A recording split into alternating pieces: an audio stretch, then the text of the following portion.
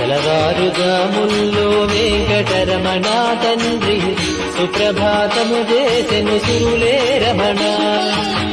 పంచామృతములతో వెంకటరమణ తండ్రి నిత్యాభిషేకములే నిత్యము రమణ. భద్రమకుటంబుతోను వెంకటరమణ తండ్రి శంకు చక్రధారుడవే తిరుమల రమణ.